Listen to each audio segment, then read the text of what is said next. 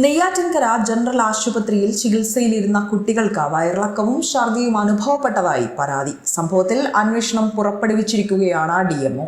Neyyattinkara general ആശുപത്രിയിൽ വിവിധ സമയങ്ങളിൽ ചികിത്സയ്ക്കെത്തിയ 8 കുട്ടികളിലാണ് വയറിളക്കവും ഛർദിയും അനുഭവപ്പെട്ടത്. കുട്ടികളെല്ലാവരും ആശുപത്രി പീഡിയാട്രിക് വിഭാഗം വാർഡിൽ ചികിത്സയിലിരുന്നവരുമാണ്. കഴിഞ്ഞ ദിവസം രാത്രി മുതലാണ് കുട്ടികളിൽ വയറിളക്കവും ഛർദിയും ഉണ്ടായത്. ഡ്യൂട്ടി നഴ്സിനോട് വിവരം പറഞ്ഞെങ്കിലും ഡോക്ടർ എത്തി പരിശോധന നടത്തിയത് ഏറെ വൈകിയാണെന്നും പരാതിയുണ്ട്. ഉച്ചയോടുകൂടിയാണ് കുട്ടികൾക്ക് ചികിത്സ ആരംഭിച്ചത്. ഇന്നലെ രാത്രി 2 മണി മുതലായിരുന്നു. 2 മണിക്ക് ഛർദ്ദിച്ചു. അങ്ങനെ നേഴ്സിൻ്റെ അടുത്ത് പോയി പറഞ്ഞപ്പോഴത്തേക്കും നേഴ്സ് പറഞ്ഞു ഡോക്ടറൊന്നുമില്ല, രാവിലെ ആവട്ടെ, രാവിലെ ഇഞ്ചക്ഷൻ എന്തായാലും കൊടുക്കാമെന്ന് പറഞ്ഞു. അവർ ഡ്യൂട്ടി ഡോക്ടറെ വിളിക്കുകയോ എടുക്കുകയോ ഒന്നും ചെയ്യാതെ ഞങ്ങൾ അത്രയും നേരം 6 മണി വരെ വെയിറ്റ് ചെയ്തിരുന്നു. മോനെ വെച്ചുകൊണ്ട് മോന് നല്ല വയറുവേദനയും ഉണ്ടായിരുന്നു. അത് കഴിഞ്ഞ് 6 മണിയായപ്പോഴത്തേക്കും എല്ലാവരും കൂട്ടത്തിൽ ഇഞ്ചക്ഷൻ എടുക്കും പോലെ അങ്ങോട്ട് പറഞ്ഞിട്ടാണ് ഇഞ്ചക്ഷൻ എടുത്തത്. റാൻഡാക്കിൻ്റെ ഇഞ്ചക്ഷൻ വീട്ടിൽ നിന്നാണ്. വെള്ളവും ഫുഡൊക്കെ വീട്ടിൽ നിന്നാണ്. പിന്നെ പുറത്തുനിന്ന് ഇന്നലെ മേടിച്ചായിരുന്നു രാത്രിയിൽ. പക്ഷേ 7 പേർക്കുണ്ടായിരുന്നപ്പോൾ സംശയം ഉണ്ടായിരുന്നു.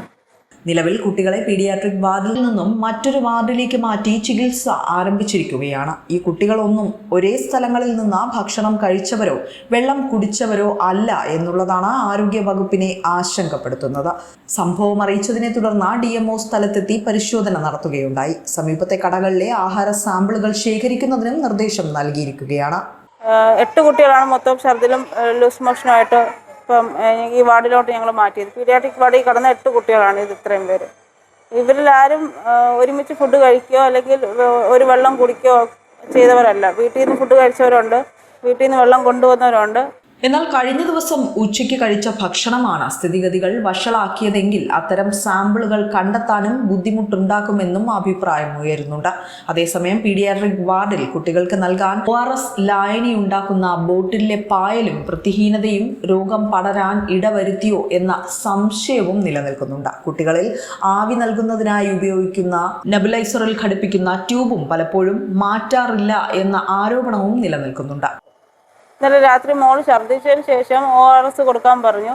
അങ്ങനെ അത് തുറന്ന് നോക്കിയപ്പോഴാണ് അതിൻ്റെ അകത്ത് ഈ കറുത്ത പായൽ ഫുൾ അതിൽ പിടിച്ചിട്ടുണ്ടായിരുന്നു. അതിൻ്റെ അടപ്പിലും അതിൻ്റെ അകത്തും എല്ലാം പായൽ പിടിച്ചിട്ടുണ്ടായിരുന്നു. വരും ദിവസങ്ങളിൽ സാമ്പിളുകൾ ചെക്ക് ചെയ്താൽ മാത്രമേ കാരണങ്ങൾ കണ്ടെത്താൻ കഴിയുള്ളൂ എന്നാണ് ആരോഗ്യ വിഭാഗം അധികൃതർ മറുപടി നൽകിയത്. വിസ്മയ ന്യൂസ്, നെയ്യാറ്റിൻകര.